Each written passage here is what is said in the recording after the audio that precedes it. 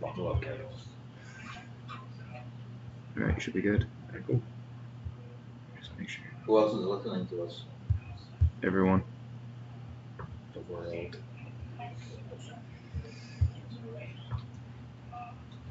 Who's that?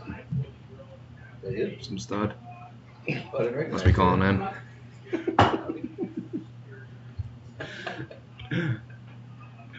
think that should be good.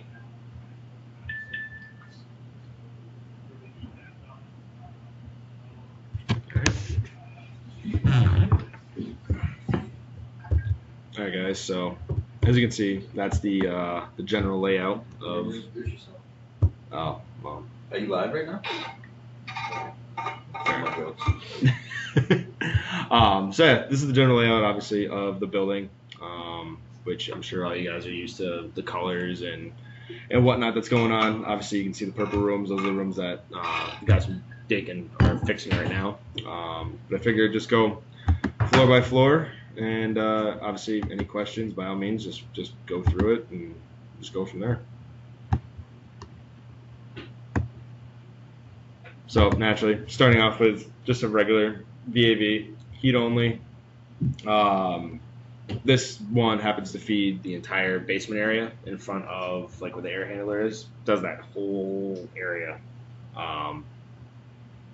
which as you can see doesn't do much air, but since obviously it's right off the air handler, that's why it's closed off pretty well because it's got 20,000 CFM coming out right there. So pretty much the same thing that you guys normally would see with all the rest of everything on campus. You got your zone temp trends, your actual zone temp, which it is a pro stat that's down there, which we tried to make sure that whatever stat was in place did match up with what was currently on the graphic. Yeah, all your standard descriptions. Obviously what it's currently looking for. Valve command, hot water system. Which obviously you can click on to bring you to the hot water system. Just your standard VAV graphic. It's a new style, new graphic. graphic. Yep. Better depiction, obviously, because shows our actual controller on there, shows the Blemo like we would normally have it. This still all moves, same thing. Like so you can actually see if it's at 45%, it'll be at 45%, which is nice. It just gives a better look to it. So just kind of going through. Got a bunch of random unit heaters that are around. These are basically just in the areas of storage spaces. I'm trying to think. Like these ones, if you go down where the LGR is, down the further area, big open, just kind of storage spot. There's two of them that are in there. The domestic water room, there's one in there. Has an aquastat.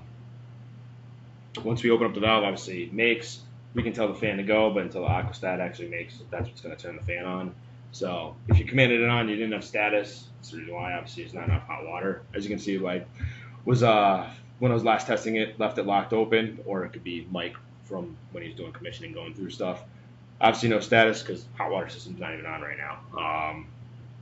But base thermostat. So as you can see, unlike the Pro, don't need it for a simple space like that.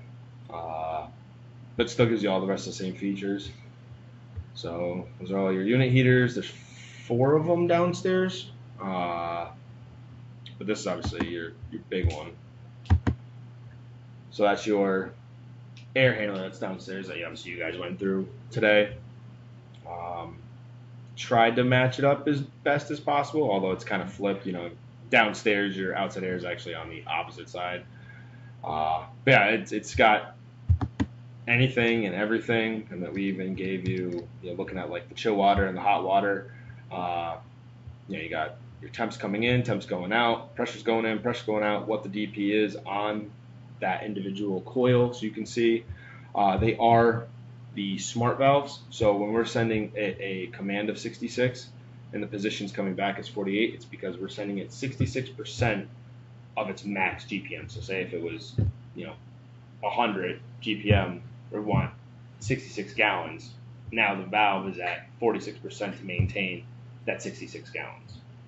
So that's where the only real difference is going to come in. It's not like a true feedback of, okay, you're sending it 66, you're getting back 66. It's trying to maintain flow. because it's got its own little flow meter that's on it. So that could be the only hindering thing. Like if you go down there and you're like, I want it to be full wide open, you're standing there, why isn't it going full wide open? It's because it's doing its full max. So that's where you guys may want to keep an eye out for it. It's on hot water, chill water for this, the bypass valves. It's on all of those. So that's where you might get that little hindering thing. But once you get used to it, you go, oh, okay, it makes way more sense now. Anything with an underline, obviously, will bring you to another graphic. So say if you're looking at the VFD feedback, there you go. So this is all the integration that comes directly from the ABB drive itself. So if you want to actually look at more information regarding a specific drive that's on site, to make sure it's matching up, obviously, what's downstairs, instead of just seeing a locked value coming back to say that it's actually running, you can actually pull out all your information right from it. And that's done on any of the drives. So hot water drives, chill water drives, AHUs, it's all there. So as you can see, each one has its own. We also did your faults, and the each individual has airflow stations on it too. That comes right from the unit, so you can actually see exactly what each fan is doing by itself, because it is kind of its own little sections.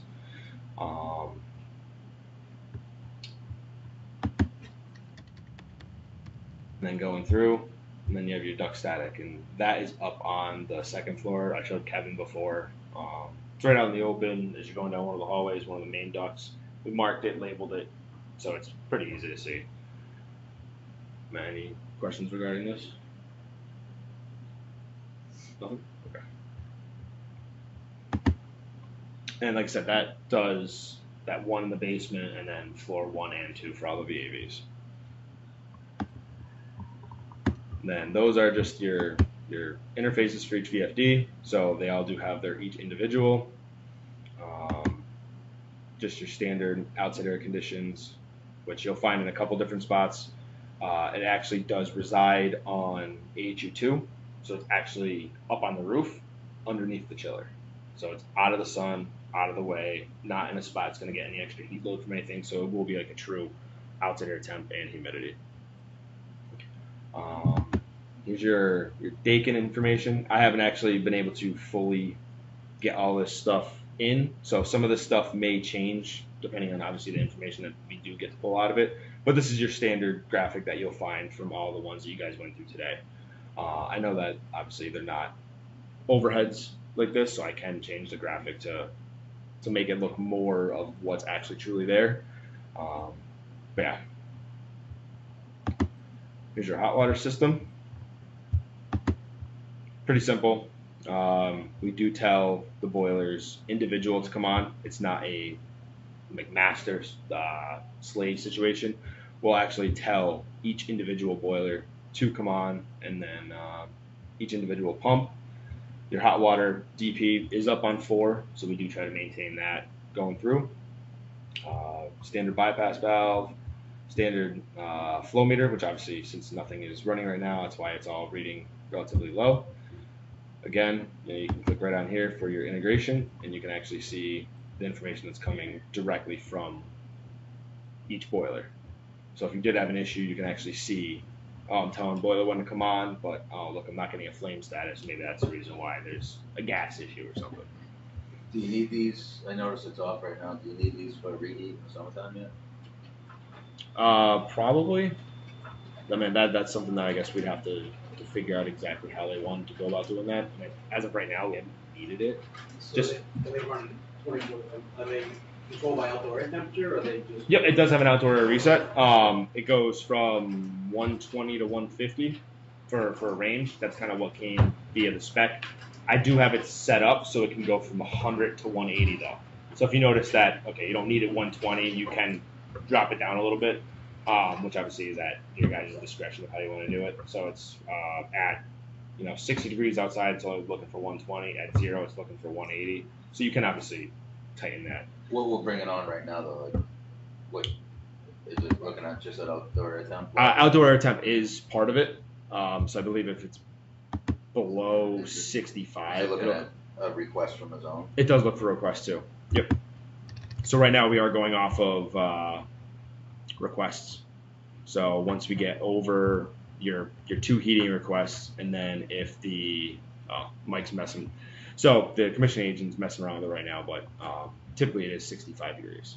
So if the outside air temp is below 65 and you have the request, it'll allow the hot water system to come on.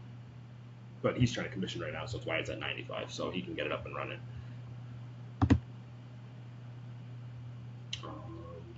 Yeah, so I mean, it's one of those things that we can actually, if we want to put on a schedule and then just kind of let it ride, we can always do that too. But that's obviously at your guys' discretion of what you want to do. I mean, through the summer, we haven't needed the boiler to be on like at all for reheats, just because it seems to be controlling pretty well. Because all the spaces upstairs for the fan coil units, once it gets to temp, the valve shut off and the fan shuts off. So it's not like it's going to overcool. It'll actually stay stagnant in the room, minus the little bit of air that's coming from the air handler. But you haven't had a CO2. You haven't had mass quantities of kids in there. And that's the thing too. CO2 levels, the dampers are going to open and you're going to overflow the spaces. Yeah. So that's the thing too. We haven't had that actual design yet to figure out exactly what is going to be needed. So that could be just one of those things. Like, do we want to tweak it so we can actually figure that part out? But per the normal design, it's been just outside air has to be below 65.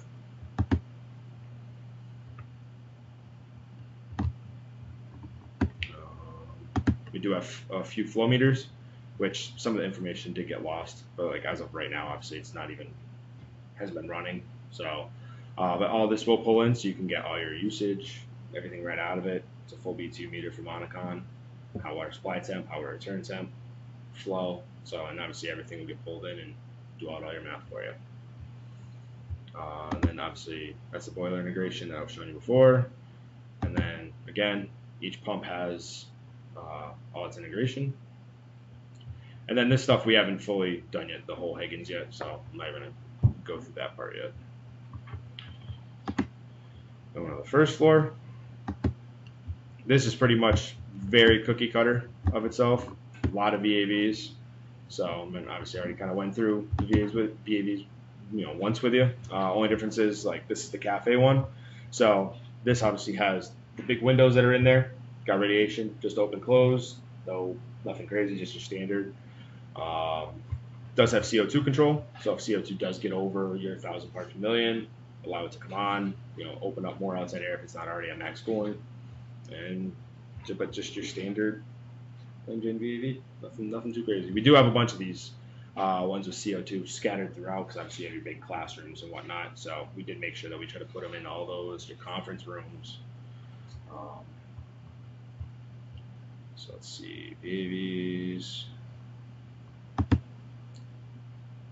Plain Jane stair unit heater. So it's obviously not like a wall hung like this. So I will change the graphic to correspond with it better. But it's going to be the exact same thing. Valve opens, aquastat makes, allows the fan to come on. There are 4 of these unit heaters, 1 on each side on 1, and then 1 on each side on 4.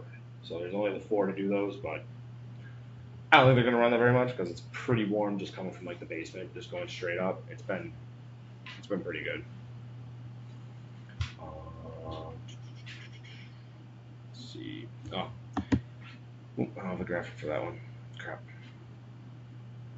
So there is a exhaust fan for the cafe. I just don't have the graphic for some reason.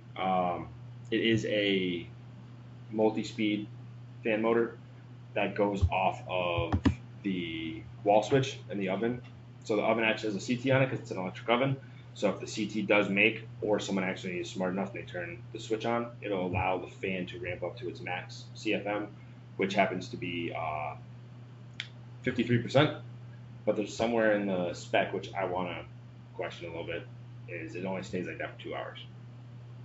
And then it has to drop back out. So like as you look right now, it's running at 30%. It's somewhere in the spec that says that. I've questioned it, so we got to at least figure that part out. But it does ramp up and down. Has been balanced, so that's why we came up with the 53%. If you realize that it's not enough, it seems like it's always hot in there because of the amount of people or how much they're baking, we can obviously bump that up. It does just a 3-wire, 0 to 10 volt signal that goes right to an ECM motor that's on the green head fan. But as you can see, there's all your all your information right there. So as you can see, like oven status is now off, but the wall switch is still on, fan's still on, damper. It's got 2 end switches, so you can actually see like when the damper closed is, it says closed. It's just the end switch is made on the open side. It's kind of a weird way of doing it, but that's how the spec wanted it. So, yeah, I'll make sure. So is the damper open or closed? That's the funny part. It's opened, so you'll actually see these things switch when the damper goes shut. It was a weird. Trust me, I said the same thing. I'm like, why do you need both sides? It was a very weird way of putting it. I'm gonna see if I can word it a little bit better so it's not so contradictory. Because damper closed is closed, damper opened is open. Is it open or is it closed? Right, that's Yeah. exactly my point. Yeah, no, trust me, I get it. So I'm gonna try to figure out a better way of wording it. Maybe I just write, where the damper closes here, I'll write opened. You know what I mean? So, and then when it switches, when it's actually closed, both will say closed. Maybe as easy as just doing something like that. I'll make sure that it's a little bit easier to understand, or maybe I'll just get rid of. Position and then have it say open or damper position. I just wanted one end switch. I don't know why they wanted 2. Yeah, that's where it kind of came through, kind of weird. I might just say, okay, let's just get rid of one of them altogether, so you only have when you know it's actually opened, just to make it easier for you guys. Because like I said, I sat there and stared at it. I'm like, this is the weirdest sequence. I'm like, I'll just do what it says. I assume the graphic will have it. And Yeah. Eventually, anyways. Yep. Okay. I'm pretty sure I probably have that graphic on my computer. I just, for some reason, never actually loaded it in. It was part of a change. I think it was supposed to be all local controlled at one point, and then it was like, oh no, let's have ALC do it. So, very weird. So, second floor pretty much is going to be the exact same thing. All VAVs. I'm trying to think if there's anything different on here.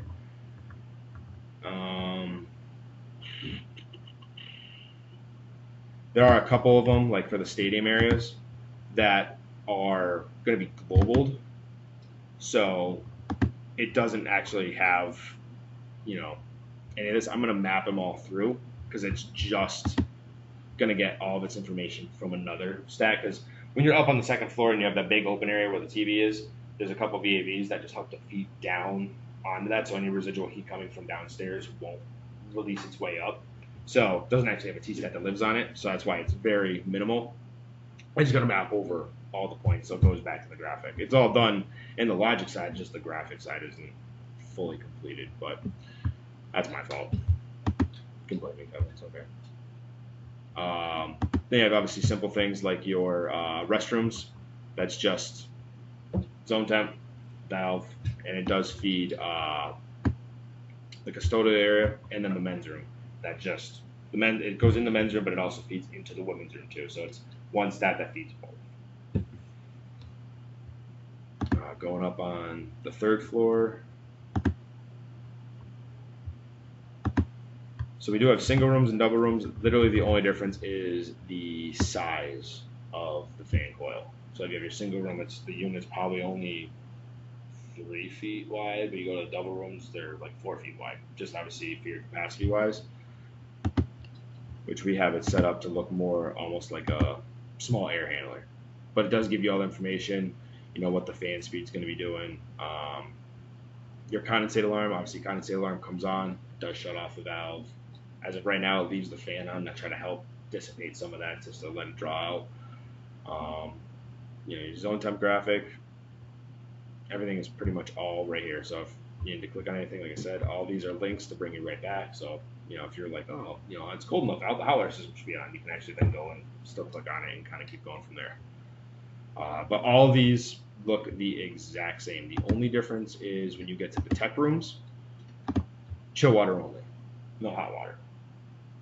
Not really sure what the specification of why there's no hot water for that. I don't know if it's small little glassed-in rooms when you're up there. There's 2 on each side.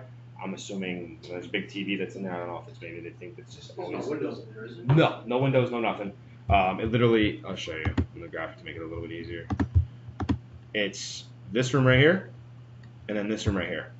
So it's literally just kind of shoved out in the inside, right where like the hallways and lounges are. So once you're there, it's like I said, just cooling only. Like I said, I'm assuming it's just because it's got a big 50-inch TV in there, and then once the people's in there, it's always going to be calling for cooling. But those are literally the only difference.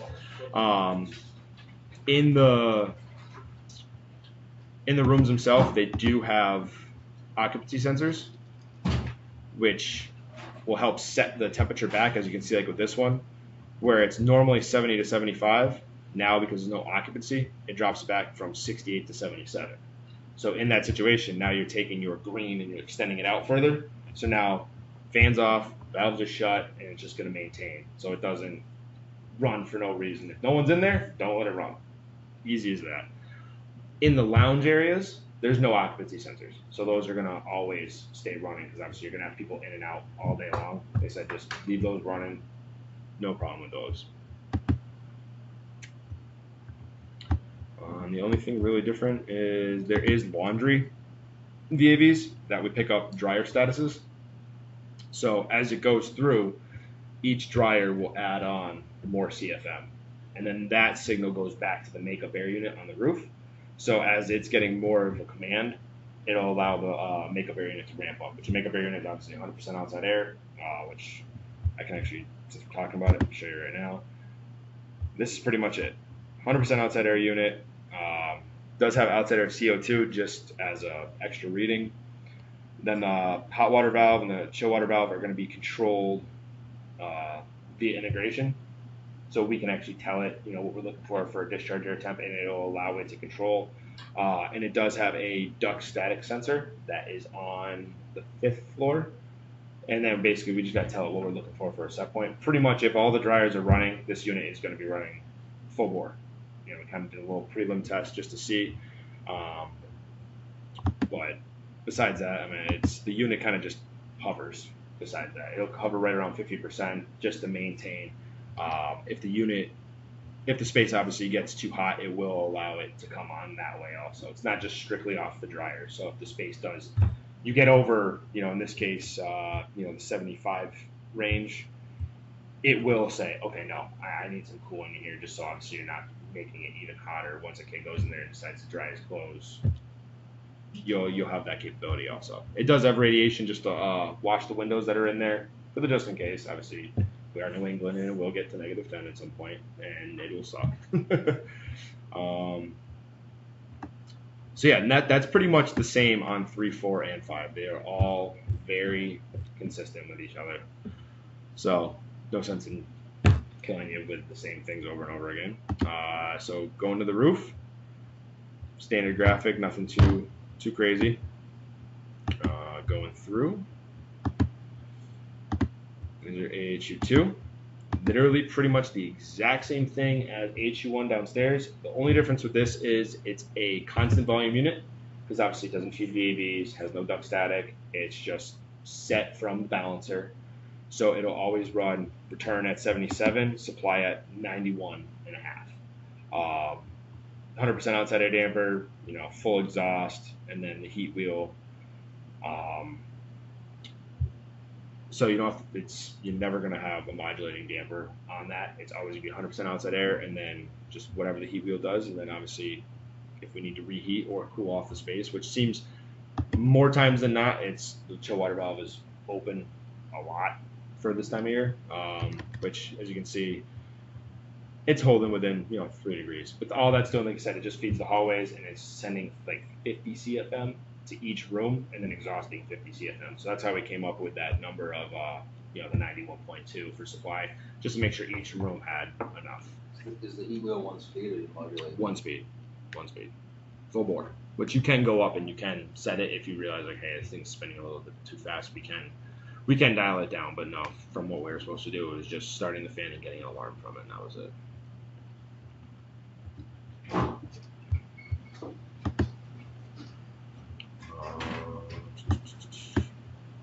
So there's only one, unlike the unit downstairs where I had 2 supply fans, 2 exhaust fans, this has 1 supply fan, 1 exhaust fan. Yet again, we do have all the information from it.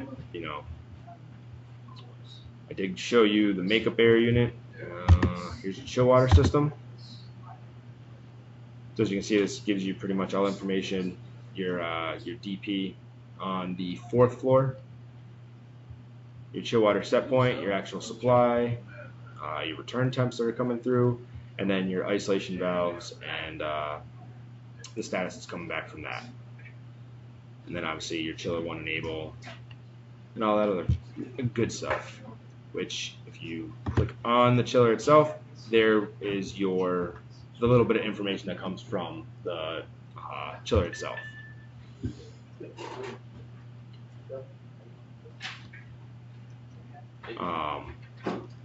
So there is a, we can eventually pull out more points if there's something that you are looking for in particular.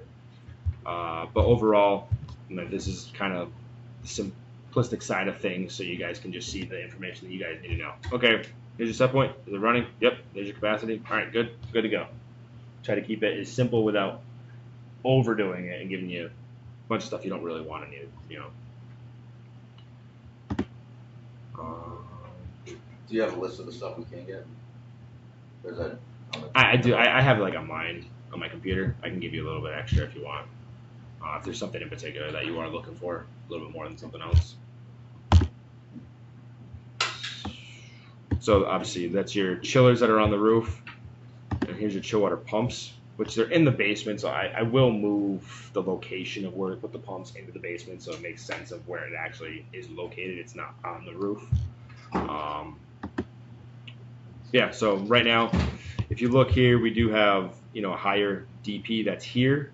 But if you look the set point and what your DP is reading here, it's because we actually take the lower of the two. So we have your DPs that are directly basically off of the pumps that are in the basement is going to be higher than what's going to be upstairs. So we're trying to maintain the 24 pounds on the 4th floor.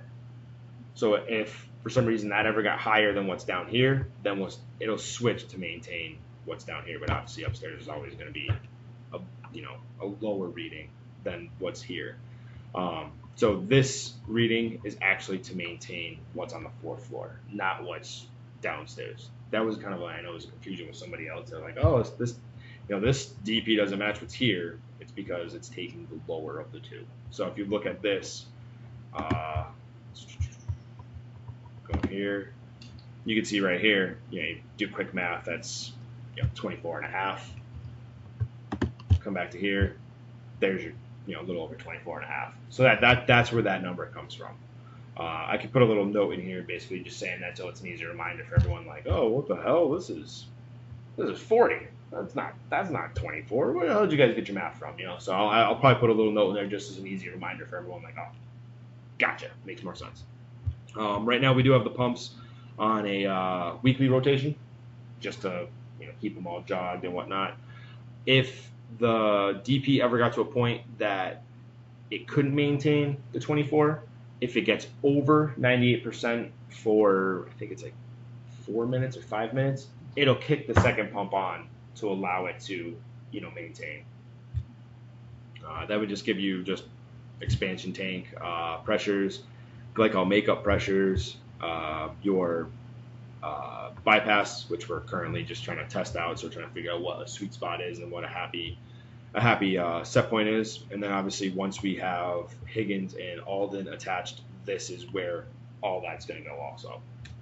So we're going to have a flow meter over there, temp readings, and everything that's going to be associated with that. There's a 1/3 valve, 2/3 valve. So all of that will then eventually be what's the other stuff now. Obviously it's on here, but we haven't fully gone through yet. Yet again, another ABB. They're great because they're easy to work with. Everyone knows them. And then this BTU flow meter. I just got to change the graphic because it's literally just doing flow. It's not an actual BTU meter, so we're just using it for the volume rate. So eventually I will give you this, this trend on the graphic instead of doing your temps and everything like that. So I'll have that so everyone can pay attention because the way that the chillers are set up, they need to maintain 277 gallons. And obviously, if that's downstairs, it's going to be a little bit lower upstairs just from sea pressure drop and everything. So we're trying to find that happy medium to make sure those chillers stay running without giving any crap alarms and having the building overheat. Because as soon as those chillers, they lose flow, I think it gives you like 2 minutes to try to regain flow. And if it doesn't, it locks itself out. That's what I said too. So, yeah.